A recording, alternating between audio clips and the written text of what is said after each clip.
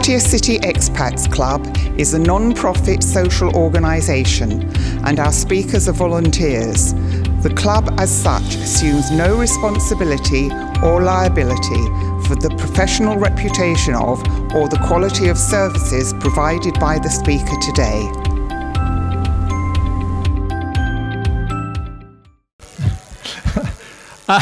Anyway, as I always say, turn your phone off or to vibrate, okay?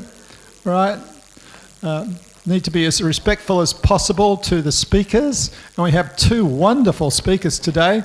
Who was here the last time Mike gave a talk on handwriting analysis and stuff? It was great, wasn't it? Very interesting.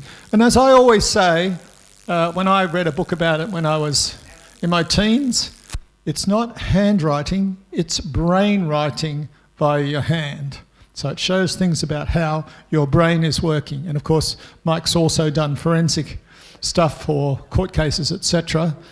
It's a bit of a shame that handwriting is becoming a thing of the past, right?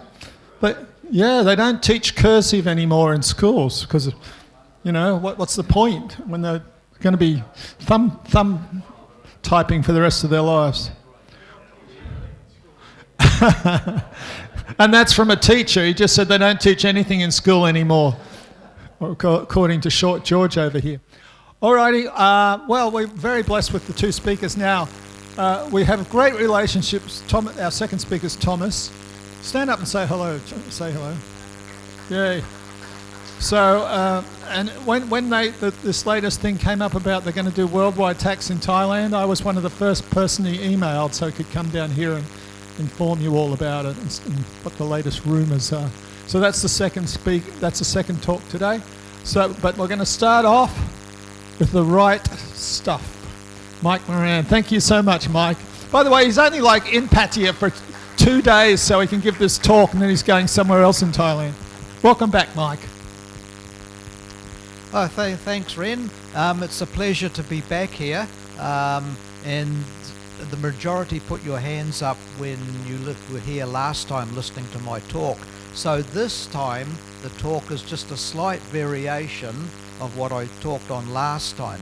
But the talk is on basically how do they do it. Hands up those that have actually needed the services of a forensic handwriting and document examiner. I know one person here has, but I hope nobody here has the displeasure of using one because it's always for financial propriety or malicious intent.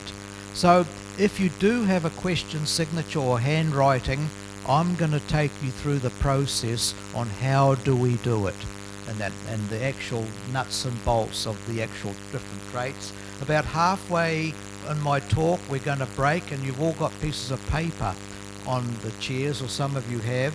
I'm going to ask you to write something and then you're going to have a look at your own writing and then we're going to ask a few questions on that. Now let's get things clear. The difference between a forensic handwriting expert and a graphologist are different. They're different vocations, but they use the same component traits as handwriting, but for different purposes. One ascertains one's, graphology ascertains one's personality through their handwriting, and forensic handwriting and document examination ascertains if the signature is genuine or not, and that is the majority of my work. Okay, let's have the first slide's already up. So I'm just going to take you through the process of what we do. Now, if somebody comes to me with a forged signature, it really could be a form of disguise, or I've got to distinguish if it's disguised writing, is it genuine writing, or is it a genuine simulated signature or handwriting. And as I said, most of the handwriting that the signatures we get are for financial impropriety or for malicious intent. And when it comes to money or arguing about mum or dad's will or real estate deals or business deals going wrong, there's no boundaries there. Right, let's get going.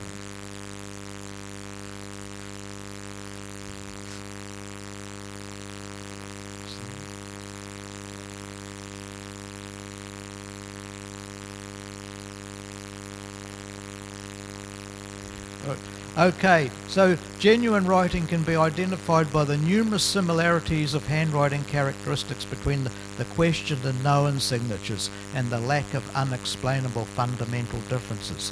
Basically, when you sign or write something, it'll be different in every form, or not different, there'll be slight variation. If I see the same signature or the same handwriting, I know it's been copied and pasted. So every time you write or sign something, there's going to be some sort of variation. And when you give me any handwriting or signatures, I need the question signature, preferably on the original document, along with the known or reference signatures for reference purposes, for comparison standards.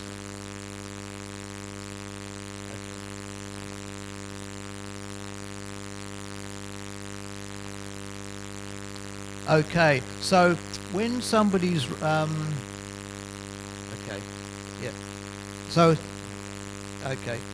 So when somebody's written something, the first most important thing when I look at it is the line quality and the pen pressure patterns.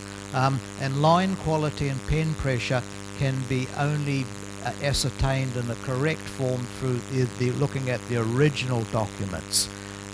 So we look at a variety of different traits and pressure patterns. If the signature has the same pressure pattern throughout, then I know it's more drawn. When you sign something, the signature should be a conscious attempt at or an unconscious attempt at signing, because it comes naturally to you. If the signature is more drawn or looks unrealistic or not natural, it's probably been more drawn in another simulation. Okay, genuine writing. You can see the genuine signature there. There's some variation in the actual line quality and the pen pressure strokes there. Basically, you'd probably put more pressure on the upstroke than you would on the downstroke. This is not the rule for every signature or every handwriting. There's different variations, but we've got to consider all sorts of different traits. Okay, so genuine writing, free from distortion, rapidly written, internally consistent, uniform, good rhythm, and carelessly written. If I see the signature neatly written, that could be a sign of a forged writing. As I said, signing or writing something should be an unconscious attempt at writing. Okay, once again, genuine writing. On the top, you'll see that we always need the question signature or question writing along with the known writing. Okay, so anything that's disguised or simulated, there'll be some differences between that and the known writing. So it's important to learn the characteristics that distinguish disguise from simulation. When somebody writes you a nasty letter or a malicious note, you'll always find that they'll try and disguise their writing. Has anyone had a nasty, malicious note in the workplace or in their institutions or hospitals, a hate mail or love letters or complaints about the neighbour or anything like that? Oh, okay. Right. Okay. So I've got to distinguish whether that's disguised or whether that's actually genuine. So, but obviously, if you're going to write a nasty letter or a letter of malicious intent to somebody, you'll try and disguise it, won't you? Because you're not going to sign it. Okay. So simulation is an attempt to initiate the handwriting of another person through tracing or freehand copy. Some people will try and simulate somebody else's signature by looking at it, and try and simulating the different traits. But when you actually compare the two, you'll see that it's not natural looking. Okay, the fundamental difference is irreconcilable fundamental difference of handwriting that usually include, as I said, line quality, pen pressure, method of construction, skill level, and the subtle subconscious handwriting characteristics, as I just mentioned. Skill level does come into play because some people may not have been taught to write, or they might have low educational skills as well. And also people from other countries may have different educational systems, that is what you were taught. Okay, simulations. If it's a simulation, it's too similar to the other, to the genuine writing. Poor line quality, as I said, even pen pressure, retracing, erasures, additions and patchings are all signs of simulated writing. As I said, one of the things that we look at, if I get a whole pile of signatures, is something called natural variation, and that's within everybody's signature and handwriting. So basically, if I look at most of your signatures or handwriting over a period of time, there'll be some sort of a natural variation or difference. Okay, once again, the model signature and the trace signature. And you can see the trace signature's got more heavier pen pressure than the actual model signature. Okay, you can see that, for instance, on that signature, the poor line quality. It's actually what we call a deteriorated line quality. And basically, you'll see a lot of deteriorated line quality in senior citizens or elderly people, because as we get older, our cognitive brain to hand to finger to pen movement alters. So it's important to know the age of the person that I'm actually looking at, and any health problems or medical problems can affect the line quality as well. But obviously something like that is not fluent, or it's actually distorted line quality. What's this one here? Okay, skip that one. Okay, as I said, a simulated signature has even pen pressure, and that means somebody's just trying to copy the signature in a model form to make it look as though it is the true signature.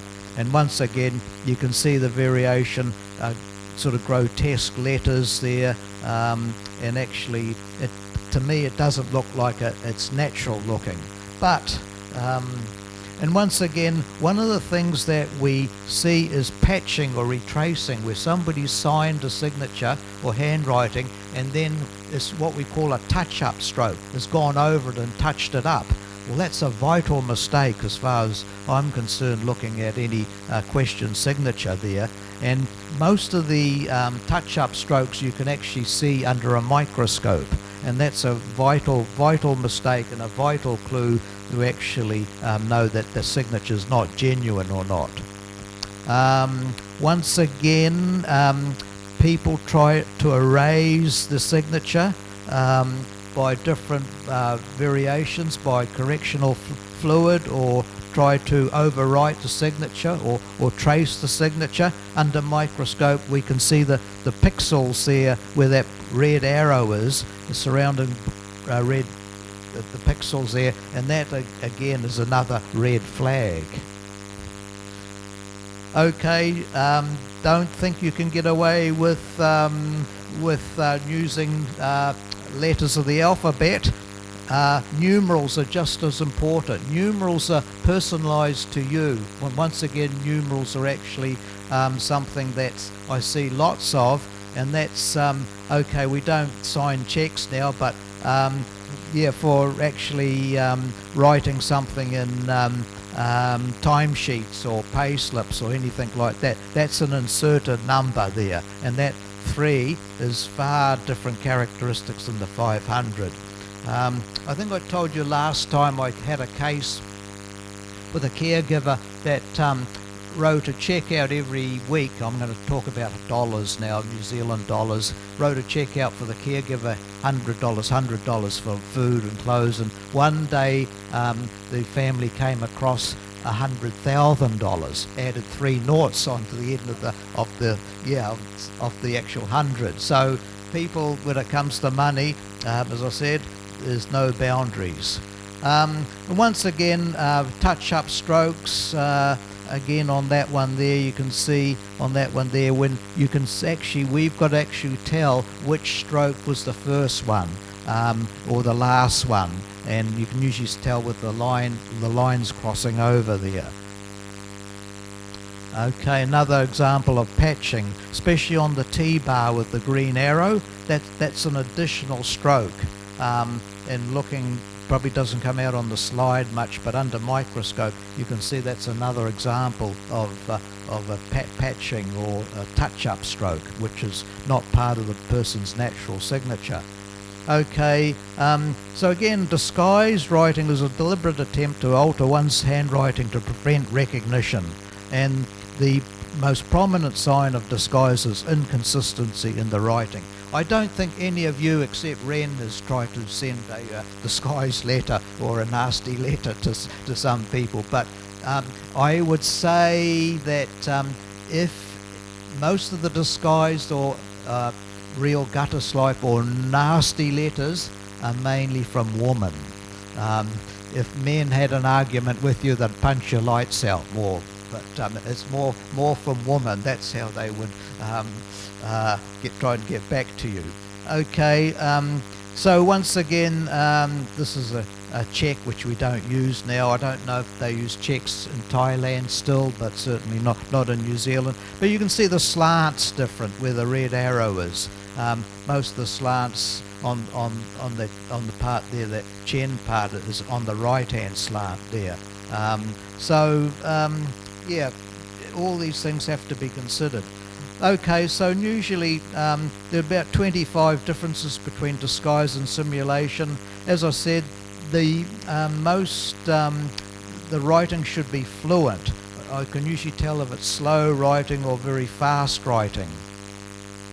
Okay, so usually if it's a deviation from the model writing or an attempt to initiate the actual model writing. People are very clever when it comes to trying to forge or disguise signatures, and as I said, it's more for financial gain. Things like, once again, we need to have the question signature along with the known signature. In this case, it's a pretty close match, isn't it? On the left-hand side there. But when I look at some of the actual strokes, connecting strokes and terminal strokes and initial strokes there, what I mean by that is that's the initial stroke there compared to the initial stroke there, terminal stroke there, and some of the actual formations of the letters there. They're all different. Have a look at the S there. See, that's a different formation of the S there, and the actual gap between the two L's there and that. So that's just a rough indication there. Okay, so we've got subtle characteristics present in writing, or things that are missing in normal writing, and that. Okay, let's move on. Let's see if I've got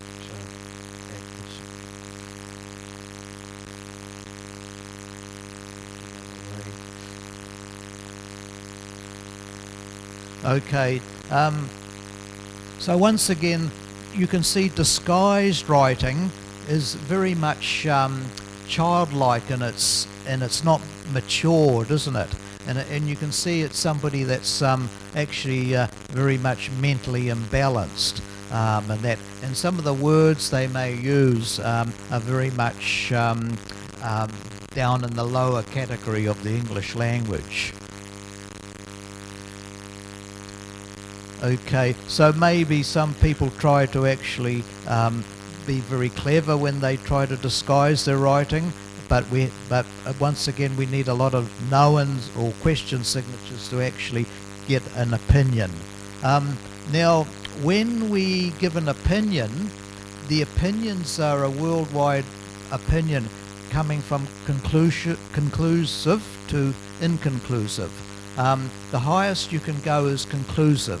And that's if you're 100% certain if the signature is forged and that. And conclusive opinion can only be gotten on an original document. If I see a actual photocopy document or a multi-generational copy, I will only probably go probable or highly probable or some indication. If I can't come to any opinion, it's probably inconclusive. We never give actual our opinion in percentages. One of the things that I have a look at is the rhythm and some of the size of the actual writings and that.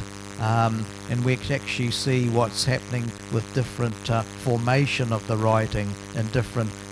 Once you look at it, it sort of comes back to me as actually imprint of whether the signature or the writing is genuine or not.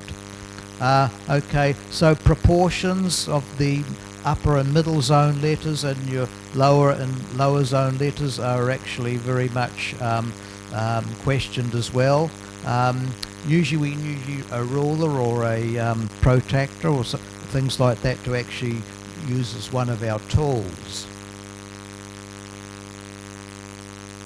Okay, some people have unusual letter formations, for instance. That's a great giveaway that the writing's not natural looking, it's disguised or it's actually anonymous. Once again, we need the question signature along with the known signatures. Now, in front of you, you've all got a piece of paper. I want you to write something in your own handwriting, and there's pens up there, and just write a few sentences if you can, and I'm going to actually ask you some questions about your own handwriting. You don't have to swap with your next door neighbour or anything like that. Those of you that need some paper, or most of you may not have enough paper to go round, but you don't have to participate in this in the thing, but it actually will give you some indication of your own handwriting and where it is. Does everyone need a pen? I've got some spare pens. There's spare pens up the back there I bought. You can write anything.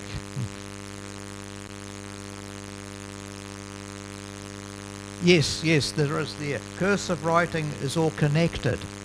Then print script has got pen lifts between it. And then printing has got all pen lifts between it. Whatever comes to your, whatever comes to your actual, what's the word? Routine. Yeah.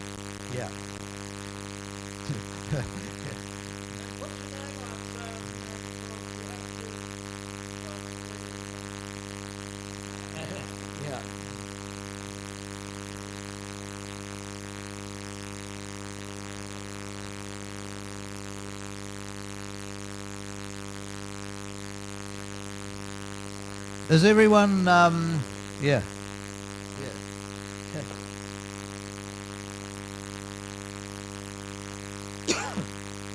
Has everyone written just a few words of their own writing? And that? Right. Oh, this is a book in itself. Okay.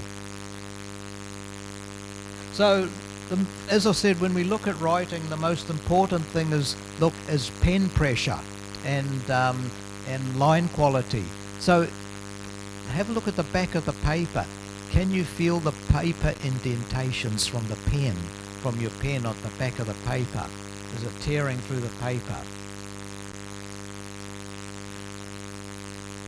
Anyone? Well, if it's very heavy pen pressure, then you're probably very energetic or could be quite upset or get angry very quickly. If it's light pen pressure, where the pen just glides over the paper, that means you could be quite sensitive. I'm just switching a little bit from forensic handwriting to graphology. Okay, anybody here handwriting that's forward? Slant goes to the right hand slant.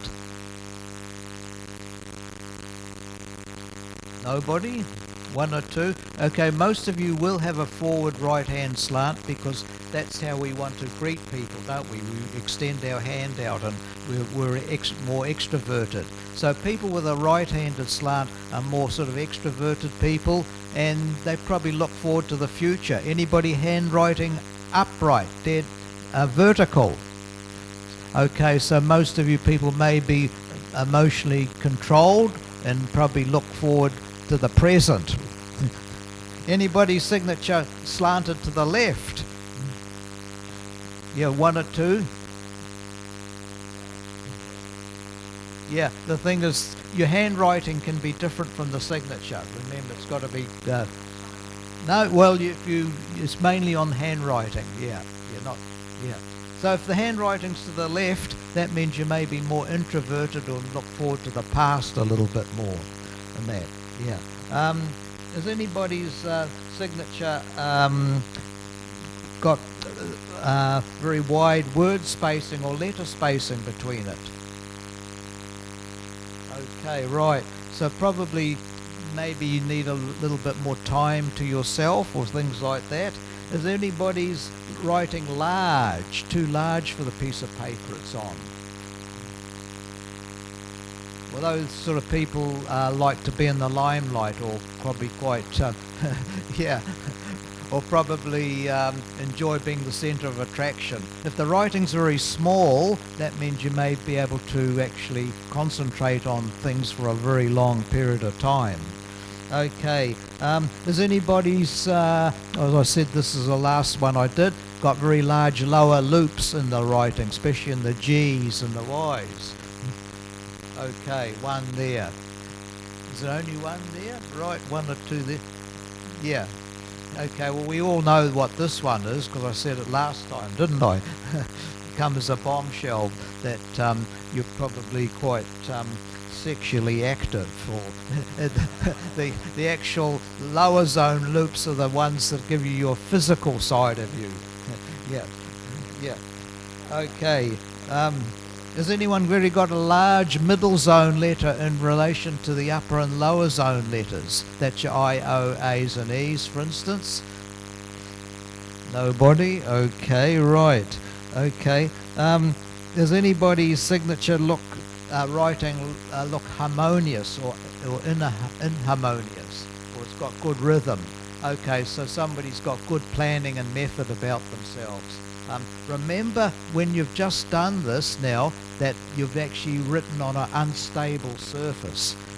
So we always need to have the writing on a stable surface to actually get a true reading of everything. Okay, so basically that's...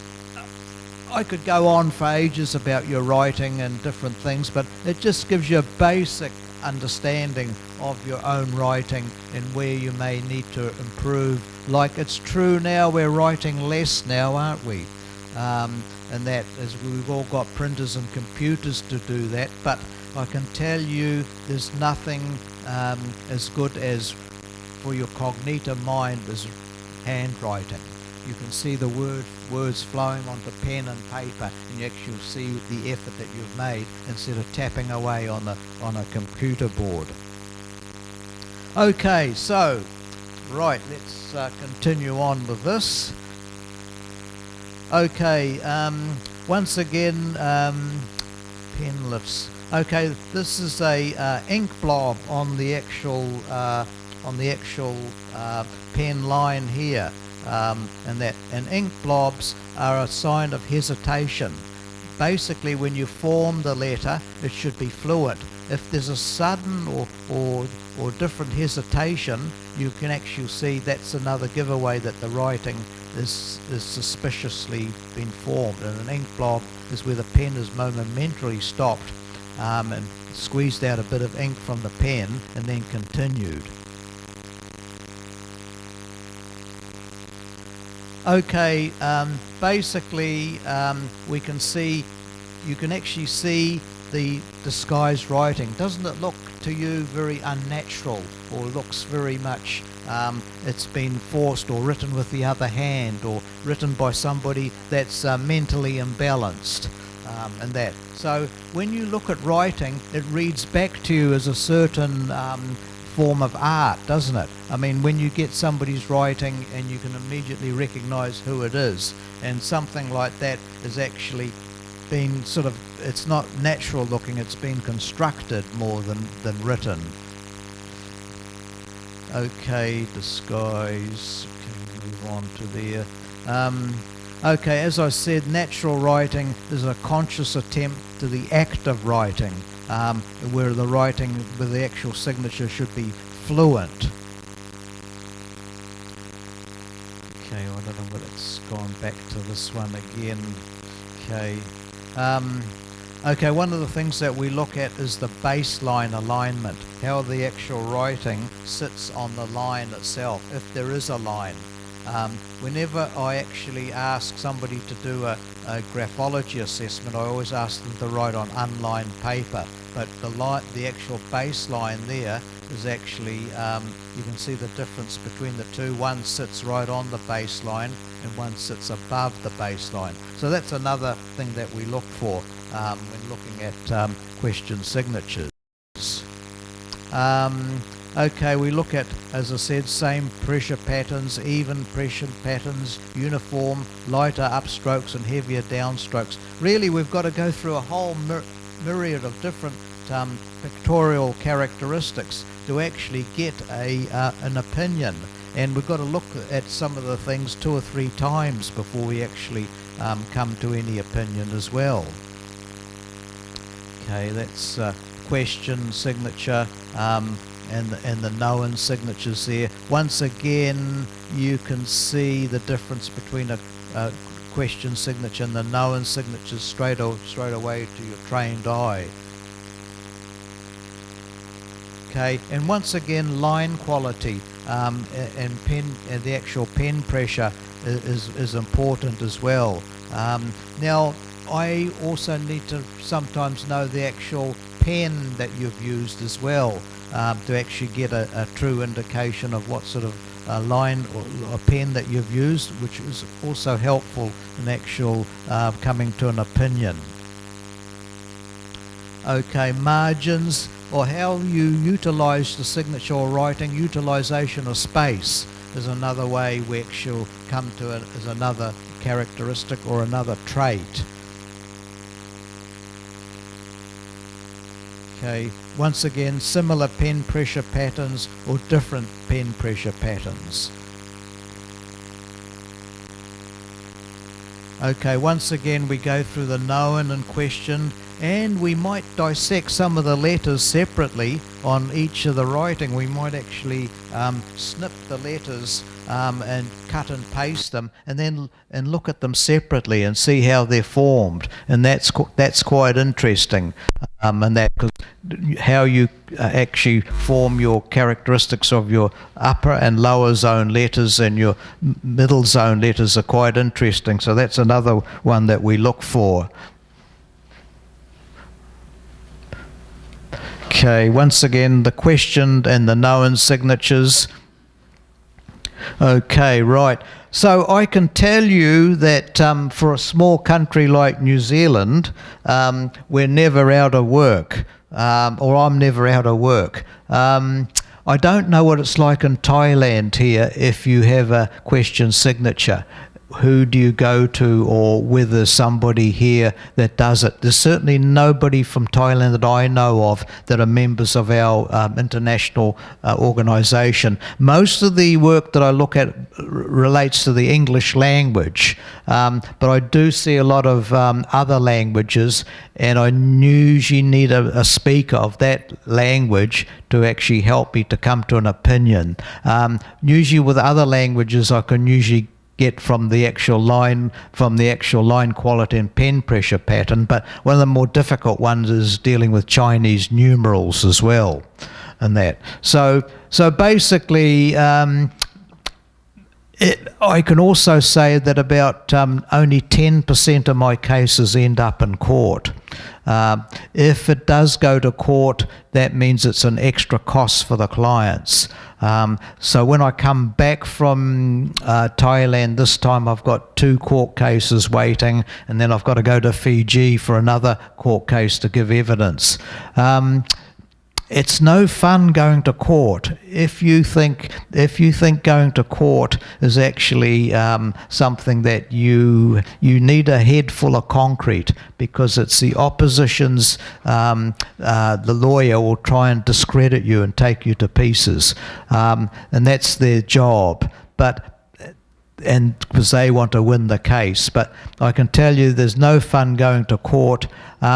there is a lot of satisfaction if you win the case, but in a lot of cases, things might be deferred. And in New Zealand, I don't know, like with Thailand, by the time you actually present the question signature to an expert, by the time he actually submits it to a lawyer, it might take about 1 or 2 years to go to court.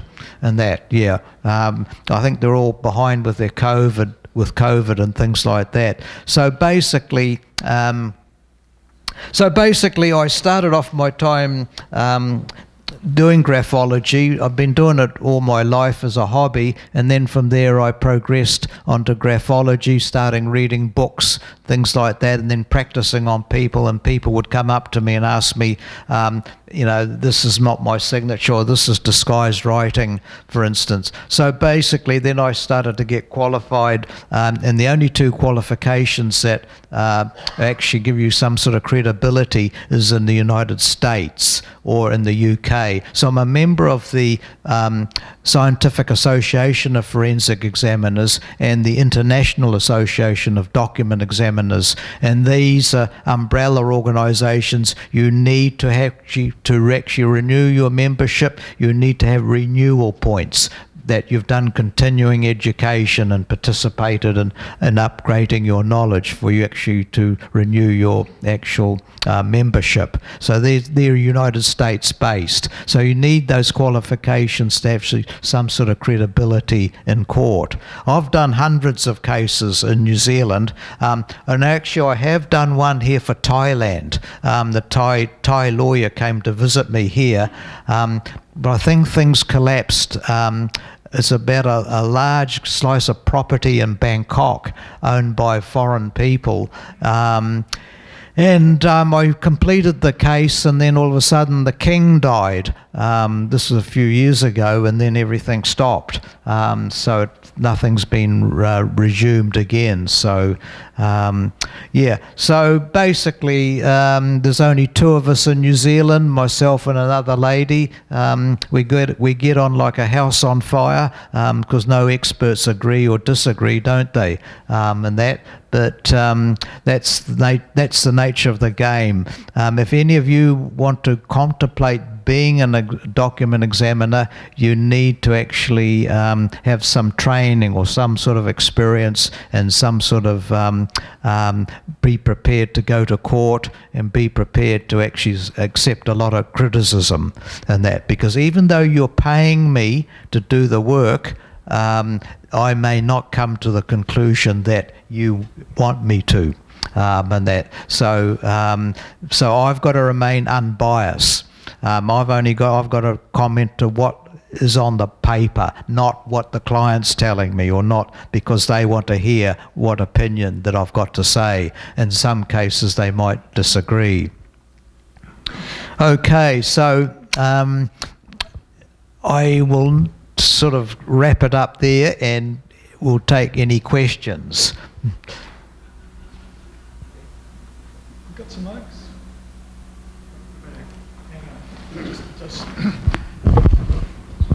So just quickly, what I wrote on my piece of paper is, can you tell a psychopath from their handwriting? Don't analyse my handwriting, okay? Can you tell mental disturbances from handwriting? You can, yeah. But I can't. I'm not a doctor, but you can tell if there's medical conditions. Yeah. Interesting. Yes, I'm very curious to know what you think about the impact of. I'm sorry. Yeah, the impact of artificial intelligence on the field that you work in. Question. Yeah, I was going to ask the same question. Do you think that AI will be doing this? Yes, it's gradually creeping in, yeah. The thing is that probably people in my vocation may be on a slight decline, because when we're signing something now, it may be on a digital screen or a digital iPad or something, or we might actually cut and paste or copy and paste it from our computers onto the document. Yes, so it is coming It is, yeah. Most of the cases that I look at are probably 5 to 10 years or even 20 years ago have happened, and they've been on hard copy paper. But I think we're at a sort of a tipping point where services like mine may be on a decline.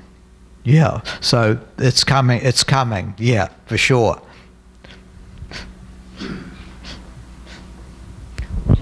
Have you ever been asked by the police to do a criminal profile from a handwriting sample, say a hostage note or a threatening letter? Have you ever been worked with the police on this?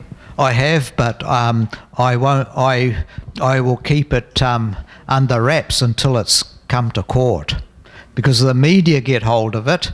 That I've done a personality characteristics on somebody that's on a criminal case. I will wait until it's go to court. We had a big case in New Zealand years ago. You might remember in Christchurch, the Muslim guy in a mosque shot a whole lot of Muslims, about 50 people shot. Well, the media came to me because he wrote on his gun with paint about the people he was going to kill and things like that.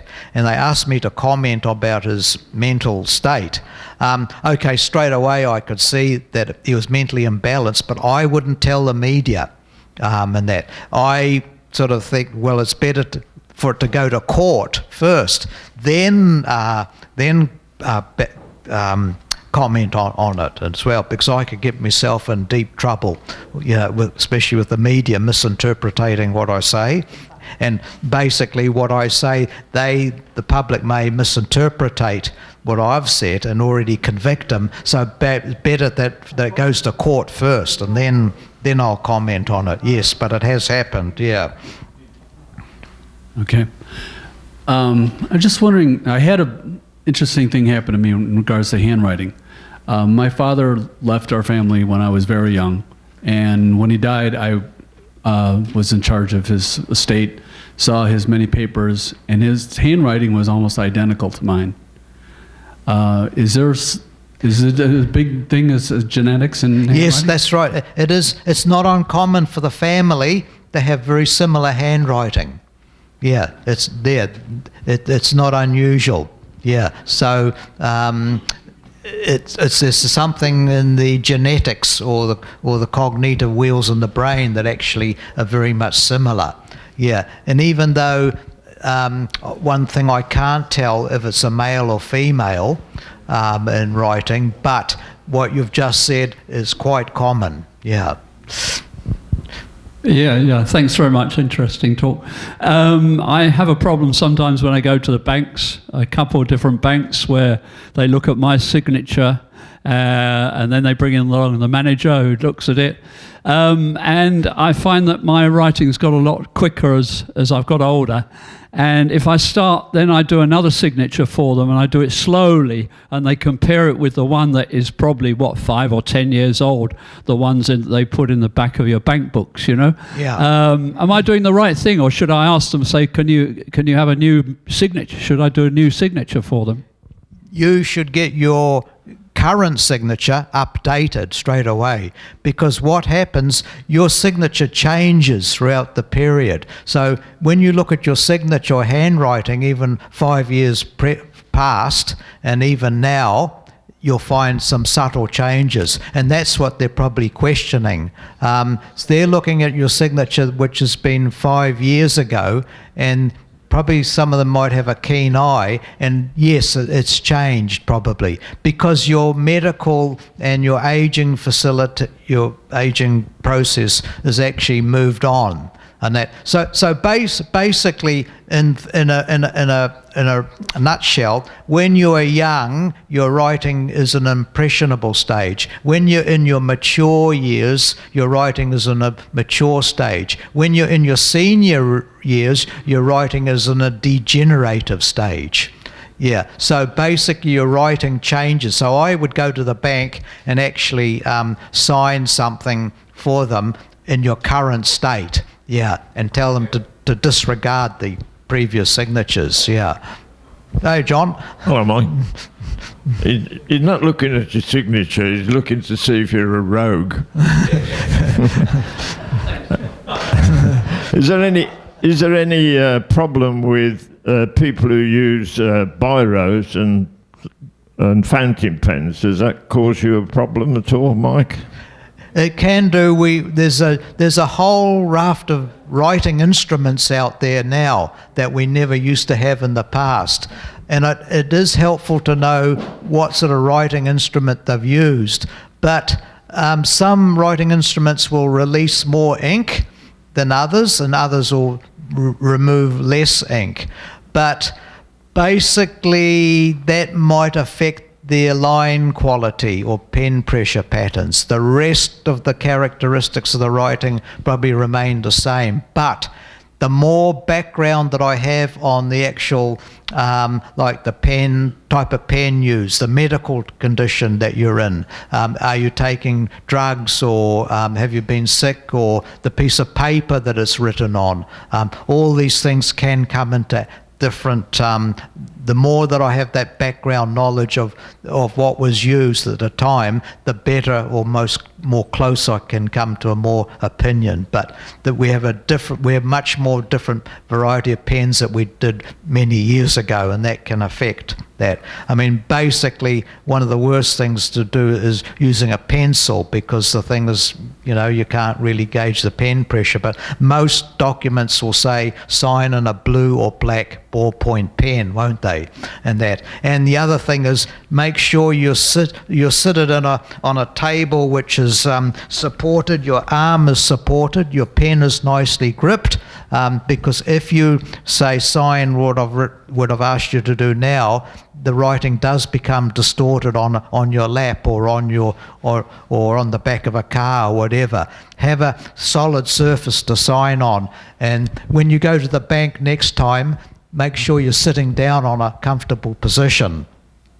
Yeah, because that can distort the writing as well. Yeah. All right. Well, a round of applause for our...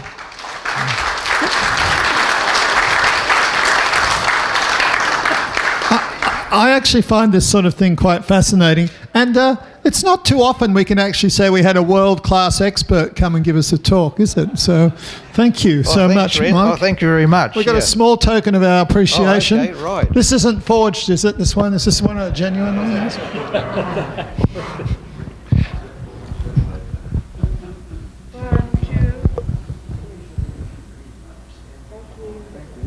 Thanks again, Mike. I know you squeezed us in. You're only here for like hours and you're going off straight away. It's a pleasure to come here and see you all again.